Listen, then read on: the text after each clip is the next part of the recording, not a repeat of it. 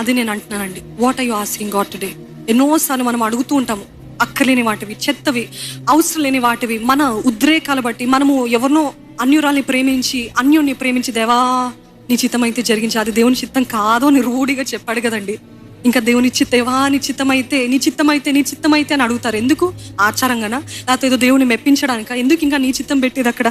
ఎందుకు చిత్తం పెట్టాలి? అది మీ చిత్తమే కదా, మీరే కదా అన్యుల్ని ప్రేమించింది, మీరే కదా అన్యులతో వివాహం అవ్వాలని కోరుకునేది. మళ్ళీ నీ చిత్తం ఏంటి? దేవుడు అన్నాడు, అన్యులకి విశ్వాసులకి జోడు ఉండకూడదు, డోంట్ బి అన్ఈక్వల్లీ యోక్డ్ విత్ అన్బిలీవర్స్ అని రూఢిగా అని చెప్పాడు. ఇంకా చాలా విషయాలు అడుగుతూ ఉంటాము. పార్ట్నర్షిప్ ఇన్ బిజినెస్ అన్యులతోటి పెట్టుకోవద్దు అని ఆయన వాక్యం తెలియజేస్తుంటే, అన్యులతోటి పార్ట్నర్షిప్ పెడతారా అట్టర్ లాస్ అవుతుంది. ఎందుకు అని అంటే అక్కడ దేవుని చిత్తం కాదు అది. God said do not have partnership with unbelievers. అది వివాహ విషయం కానివ్వండి, ఇదేంటి వ్యాపార విషయంలో కానివ్వండి, అన్ని విషయాల్లో దేవుని చిత్తం మీకు తెలియదని కాదు, అన్నీ తెలుసు. కానీ చాలాసార్లు మనం అడుగుతూనే ఉంటామండి. మనం అడిగి అడిగి అడిగి దేవుడికి ఒకలాంటి విసుగు వస్తుందంట. మీరు ఎంతైనా అది దేవుని చిత్తం కాదని మీరు అడుగుతున్నప్పుడు ఏం చేస్తాడంట, కొన్నిసార్లు సరే తీసుకోపో, నీకు అది కావాలంట తీసుకోపో అని అంట, నీకు నష్టం తీసుకోపో అని అంటాడంట దేవుడు.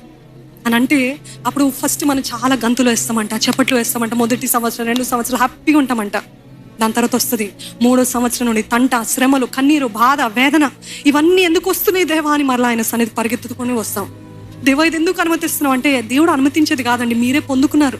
మీరు చేసిన నిర్ణయాల ప్రతిఫలమే మీరు అనుభవిస్తున్నారు. అది దేవుడు చేసింది కాదు. దేవుడి పైన నేరాలు మోయడము సరికాదు. గాడ్ సమ్ టైమ్స్ మన చిత్తానికి మనల్ని అప్పచెప్తానంట.